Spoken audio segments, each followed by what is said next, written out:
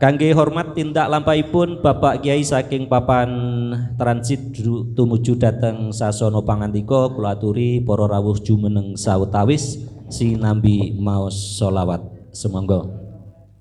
Mahalul qiyam sallallahu ala Muhammad sallallahu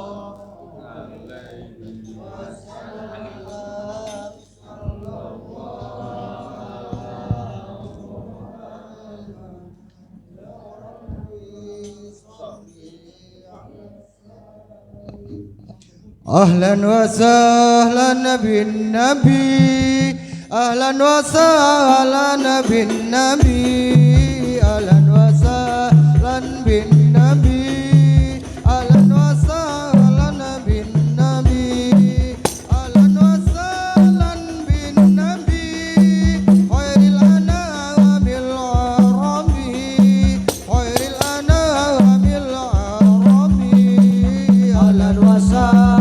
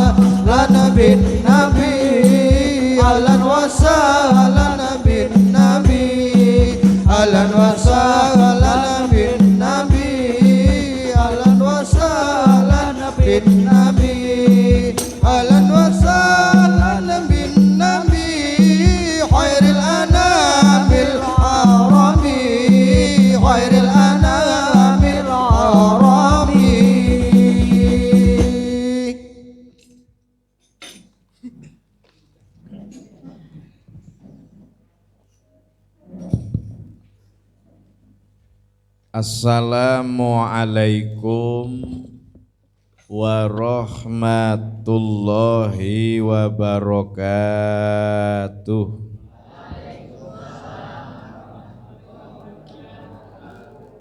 Bismillah, alhamdulillah. Salatu wassalamu ala rasulillah wa ala alihi wa ashabihi wa mawalah amma ba'dah. Sadatinal ulama'il afadil al-a'izza, wonten pangarsanipun para alim, para kiai, sesepuh dalah pini sepuh ingkang boten waget dalem sebat asma karimipun, setunggal bapa setunggalipun, ananging saestu-estu boten ngirangi raos hormat lan takzim dalem dumateng panjenenganipun sedaya. Nggih. Priyageng pangemban pangembating praja, satriyaning negari. Neninjih Bapak Lurah, Bapak RT, Bapak RW, sedaya ingkang kawula mulyakaken. Para rawuh jamaah hadirin wal hadirat rahimakumullah. Boten katalupen dumateng kanca-kanca grup hadroh napa niki Mas? Al-Hikmah ingkang tansah cinaketing manah. Alhamdulillah wa syukrulillah. Wonten ing kesempatan dalu menika kula lan panjenengan waget sareng-sareng hadir makempal manunggal bertatap muka bermuwajahah wonten ing panggenan ingkang sae dalam rangka ingkang sae noninjih sareng-sareng ngaos rutin selapanan. Estu mugi-mugi kempal kula panjenengan sedaya hadir kula panjenengan sedaya saestu-estu. Mugi-mugi kacathet amal ingkang sae. Mugi-mugi kacathet amal ingkang sholih. Allahumma amin. Donganipun kula panjenengan muga-muga sak mangke soma kondur do mbeta ilmu ingkang manfaat. Do mbeta ilmu ingkang maslahat. Do mbeta ilmu ingkang barokah. Allahumma amin. Para rawuh ingkang kawula mulyakaken, ngaji kalih tiyang Temanggung niku alon-alon asal lakon. Sing nomor setunggal ngaji selapanan niki Pak, setunggalipun pengajian sing kebak barokah. Allahumma barokah niku penting. Awak dhewe badhe ngayahi gesang wonten ngalam donya, ngayahi panguripan wonten ing alam donya supaya penak kabeh diparingi gampang sarwa kepenak. Niki mbetahaken barokah. Mula barokah niku pun artosaken ziyadatul khair, tambahe kebagusan. Lah selapanan niki pengajian sing kebak barokah. Allahumma amin.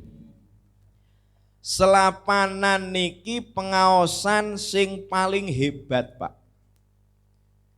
Krana selapanan niki pengajian diarani pengajian sing paling istiqomah. Pendak malam setu niku la istiqomah. Mila pun dawuhaken al istiqomatu tajlibul karomah. Istiqomah kuwi bisa narik karomah, kamulyaan saking Gusti Allah. Mula nek ningali para kiai Pak, kiai niku nek delok damelane kaya ramirakno. Nggih napa mboten? Bahkan ana kiai iki jenengane Kiai Artomoro Pak. Duwite sing moro. Apriye tangi turu didodok karo tanggane. Gus, anake kula kok nangis mawon. Ayo dineng-neng to Pak, mboten purun. Kersanipun jenengan dongaake. Nah, kula pundhutke banyu sak gelas ming tak wacake Fatihah niku Mbah. Tak khususke tenggen putrane supayane ndang mari lenangis. Ngoten niku piyantune kondur mbeta toya niki Bu. Ah kok ndelesepake amplop. Niku lak jan ra njaluk to niku Pak. Mula diarani Kiai Arta Mara. Nang apa kiai kok saged ngoten niku? Kemungkinan besar kiai niku lek ngibadah istiqomah.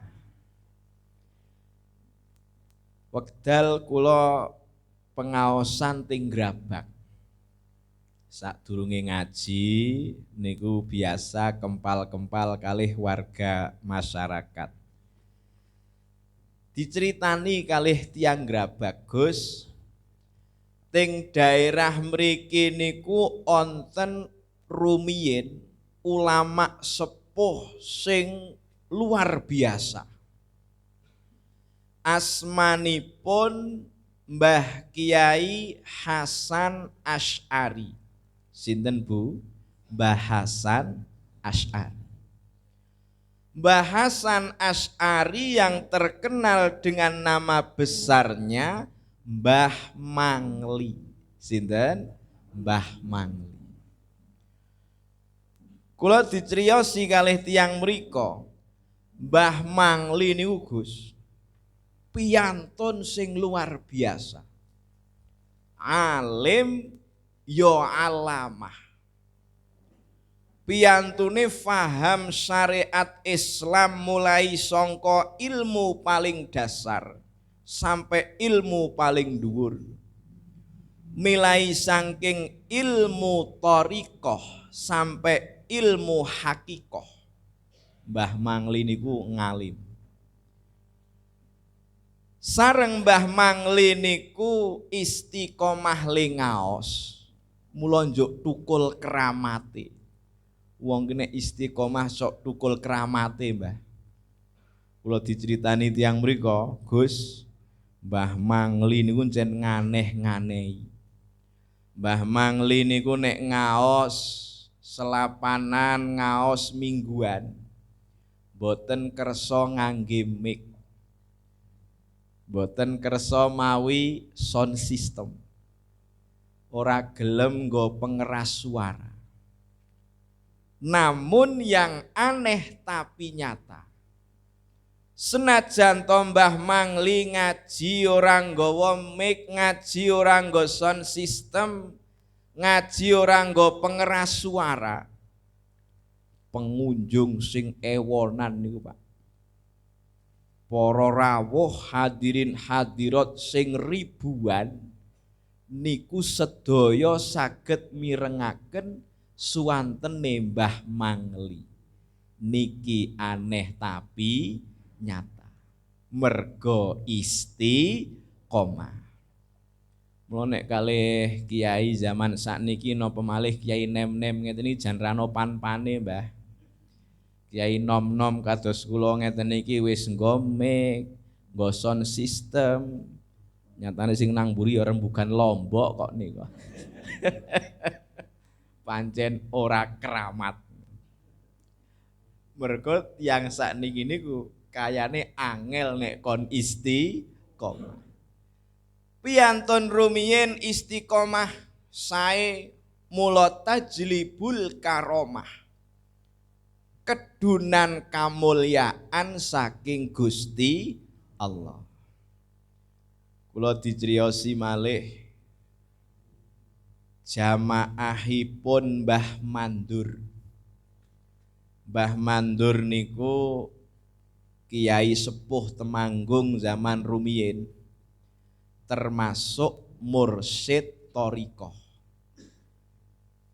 Dadi kiai niku nek pun mursyid thariqah njuk dados sibuk, Pak.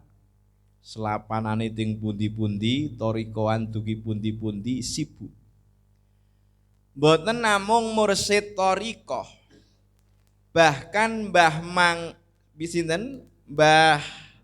Mandur menika pendiri Jam'iyah P4SK. Dadi ting Temanggung, Wonosobo, Magelang, Purworejo, Kebumen niku onten Jam'iyah P4SK. Kepanjangane Persatuan Pengasuh Pondok Pesantren Salafiyah Kafah. Temanggung sing mendirikan P4 SK Mbah Mandur. Magelang sing mendirikan P4 SK Mbah Khudori Tegalrejo. Terus Purworejo yang mendirikan P4 SK Mbah Nawawi Berjan. Mbah Nawawi niku ramanipun Mbah Halwani, sedereke Mbah Yai Nukman Dimyati. Terus Wonosobo yang ikut mendirikan P4 SK niku Mbah Muntaha Kalibeber. Lah kiai-kiai niki Pak, kiai-kiai sing tergabung dalam pendirian P4 SK niki ora kiai sembarangan. Kiai sing kelase hurduk-hurduk jamaladuk buniki. Kiai sing kelase dungdeng-dungdeng. Kesibukannya luar biasa. Jadwal ngaose mboten kanten-kantenan. Wangsul dateng Mbah Mandur wau. Mbah Mandur senajan to mursyid thariqah, nggadahi organisasi P4 SK ning yang menakjubkan nek ngaos selapanan istiqomah, ora tau gotang, Mbah. Mula Mbah Mandur niku nate dawuh, kula diceritani jamaah. Wong kok gelem istiqomah ngaji selapanan niku rejekine bakal ditanggung kalih Gusti Allah. Sing dawuh Mbah Mandur niki Bu. Kinten-kinten nek sing dawuh Mbah Mandur niku mandi napa mandi? Mandi. Muga-muga do istiqomah selapanane. Allahumma amin. Sing nomor 3, poe ini ngajine cerita-cerita mawon nggih Pak. Wis ngaji ilmu wis do pinter kabeh sakniki. Mbah Khudori Tegalrejo mboten namung damel selapanan pendak malam Ahad Kliwon. Bahkan Mbah Khudori saking remene ngaos niku damel pengajian pendak dina Senin. Pendak dinten napa? Senin. Mula terus diarani ngaji Senenan. Ngaji napa Bu? Senenan. Waktu awal-awal Mbah Khudori ndamel ngaos Senenan niki ditangleti kalih tanggane. Mas Khudori ana apa, Kang? Jenengan kok nggawe ngaji pendak dina Senin diarani Senenan? Kok ora ngaji pendak dina Selasa? Kok ora Rebo, kok ora Kemis, kok ora Jemuah? Kok malah ditibakake nang dina Senin? Nang apa Mas Khudori? Dijawab kalih Mbah Khudori. Niki nek wong pinter ngeten iki, Mbah. Aku nggawe ngaji pendak dina Senin ki supaya ketengen. Warga masyarakat Tegalrejo ki ben niteni nek pendak dina Senin wayahe diseneni. Ngoten lho Bu. Wayahe diseneni. Ning ora seneni sing kaya ngono mboten artine ngaji kalih Mbah Khudori pendak dina Senin. Lha niki Pak. Wong biyen niku le menggalih jan luar biasa. Mula kula panjenengan kantun neraske kemawon. Alhamdulillah nggen kiambak niki bejo.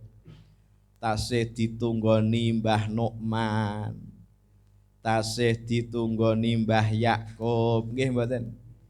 Tasih ditunggoni Pak Usman Ridho. Alhamdulillah. Niki kiai-kiai ingkang sampun dangu antukipun berjuang dakwah. Nek kaya kula lak gek cah SD wingi sore niku Mbah. Niki yo gek oleh kanugrahan dundang mriki niki. Janjane cara wenang nolak jan ajeng boten purun kula niki. Wah, kene pengaosane Mbah Yai Kasepuan. Ting mriki niki. Pentingipun ngaos lapanan malih. Pendak lapan tekan lapan niku lak 3 dasa gangsal dinten nggih Pak. Rasulullah Muhammad sallallahu alaihi wasallam niku nate berpesan wasiat dateng sahabat Ali. Wasiatipun Kanjeng Nabi, ya Ali, idza madha alal muslimi arba'una sobahan walam yujalisil ulama qasa qalbuhu. Cara Jawane, he Ali tulung domongno nang wong-wong sing do nduweni iman. Tulung domongno nanggon wong-wong sing agamane Islam. Yen ana wong Islam, yen ana wong iman punjul 40 dina ora tau jagongan karo kiai, ora tau jagongan karo para alim ulama.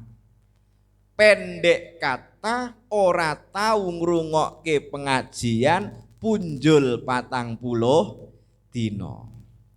Dawuhipun Kanjeng Nabi kok rodok medeni, Mbah.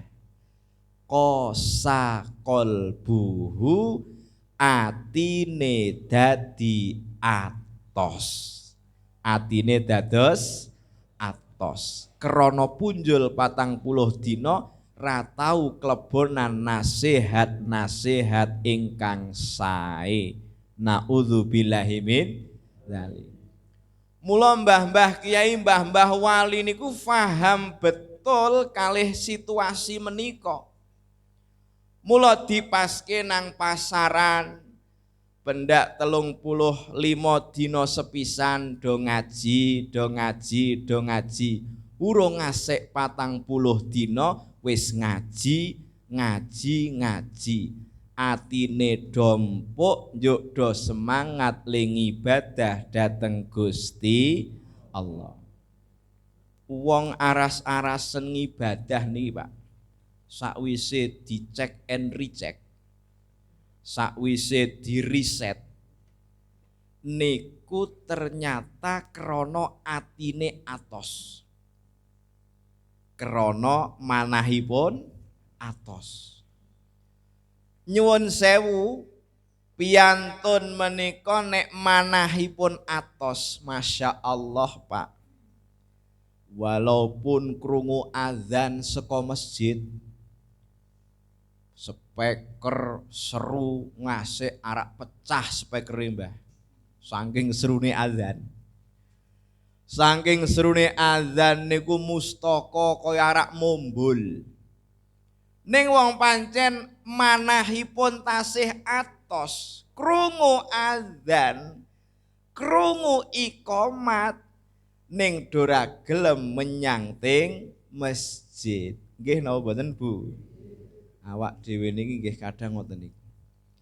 Lah, mila saking arah punika do ngaji pendak selapan pisan ben atine empuk nek krungu azan, krungu qomat brabat ring masjid. Allahumma cara ora genep 5 wektu ki ya ora masalah, pokok maghrib, subuh, luhur, asar, terus isya. Ayo 5 to Pak.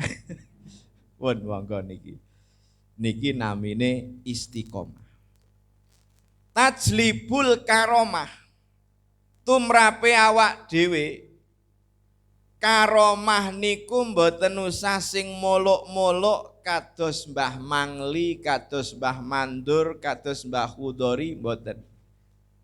Pokok awak dhewe iki angger wis gelem ngaji istiqomah, kramate setunggal mawon. Nek ndonga diparingi mandi. Allahumma. Paling penak niku lah anugerah nek dongane mandi nggih mboten Pak. Ngase ana sing kepingin dongane mandi Mbah. Direwangi muncak Gunung Merapi. ming tok kepengin dongane mandi.